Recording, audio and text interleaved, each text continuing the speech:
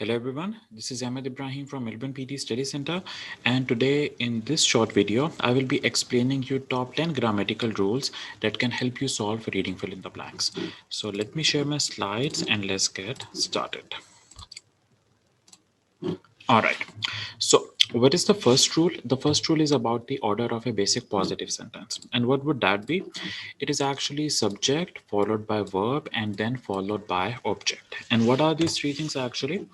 If let's just say we have a look at this sentence, you will see it says John loves Mary.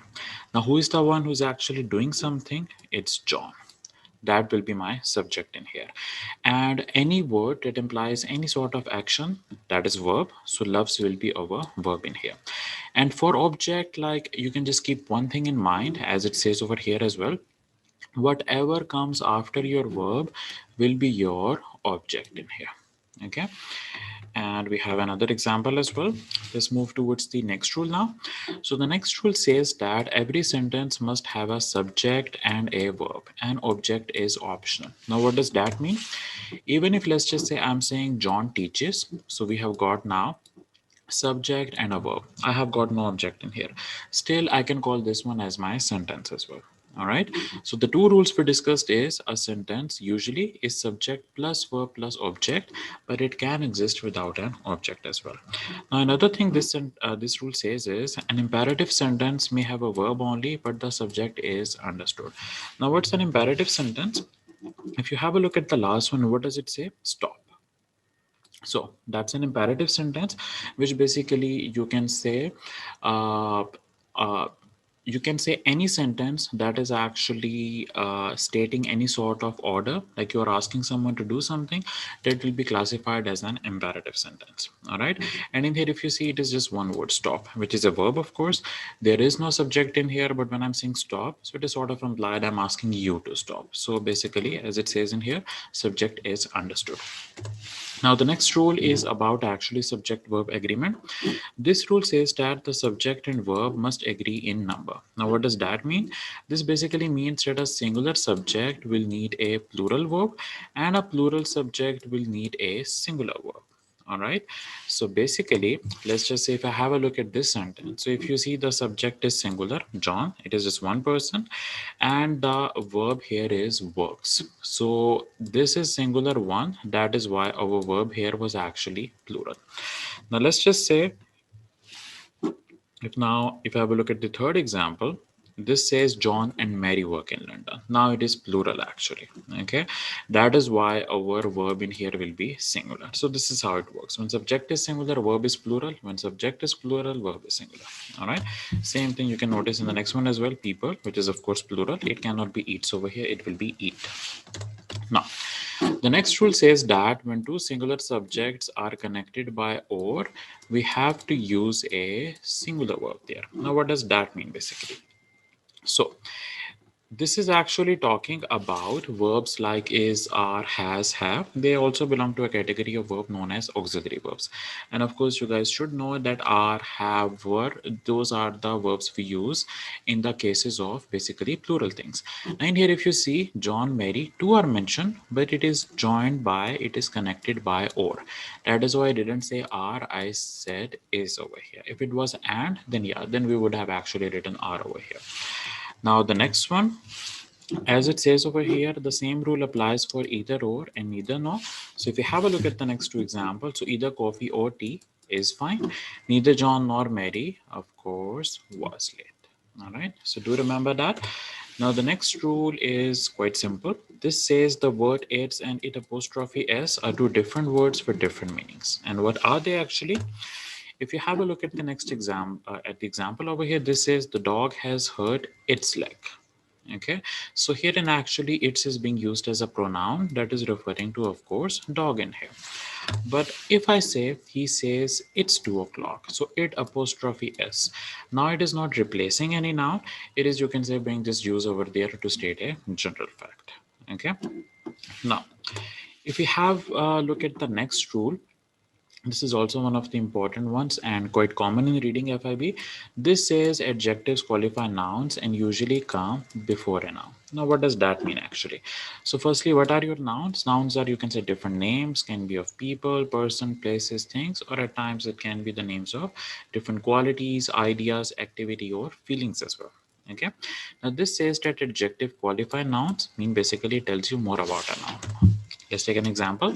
So this says over here, I have a big dog. Now, dog is what? It is a noun. And when I'm saying big dog, so big is actually your adjective that is qualifying this noun. And how are they coming in a sentence? Adjective first, then your noun. Okay, but it says the exception is when a verb separates the adjective from the noun. So let's have a look at an example over here. As I told you earlier, is a category of verb that we can call as auxiliary verb. Okay, so since my noun and my adjective were actually separated by this verb is, that is why you can say adjective and noun are not coming together, rather adjective is actually my last word in here. Okay, now when we talk about adverbs, so for adverbs we can say they qualify verb, and the way it will usually work is in a sentence you can say they can come before, after a verb, or for some sentences it can be the last word of your sentence as well.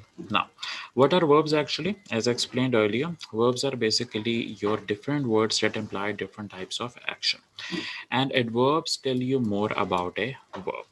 Okay, now if we take an example, if you see in here, this sentence says she danced gracefully. The danced is what? This is our verb actually. And when I'm saying gracefully, so of course it is qualifying the action. It is your adverb in here. Okay.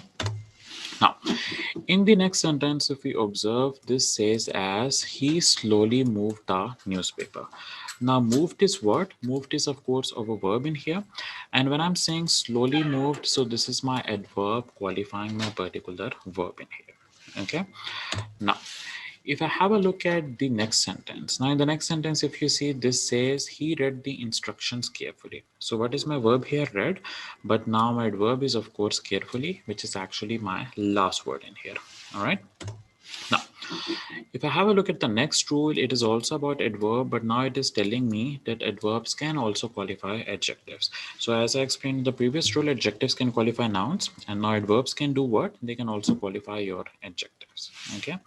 So if I have a look at this sentence, what does it say? Maria made an exceptionally delicious dessert. So dessert is what? It is your noun, of course, like any sort of sweet dish. It can be like, just a chocolate. It can be a cake or anything. When I'm saying delicious dessert, so of course this is adjective qualifying my noun. But when I'm saying exceptionally delicious, so now this is what?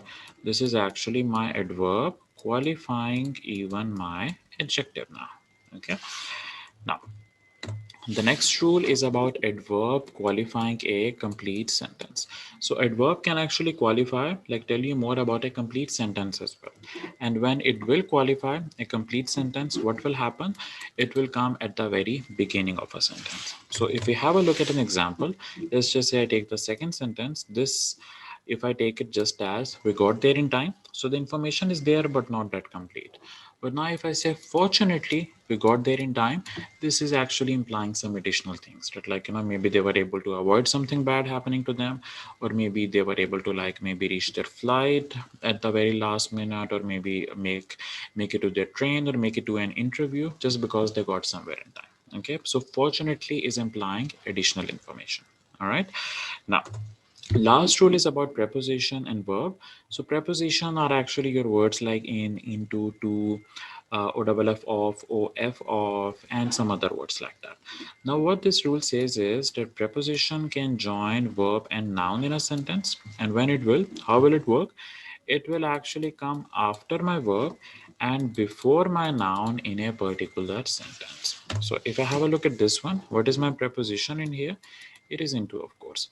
And if you pay attention in here, it is coming after went and before the shop. Okay, so preposition, a verb plus preposition plus noun. Okay. And the same thing can be actually noticed in the next sentence as well, that when it says fell, so that is basically your verb in here followed by preposition, and then you have your noun. All right. Okay, guys, so this was like a short video explaining you the top 10 grammar rules that can help you quite a lot in your reading fill in the blanks.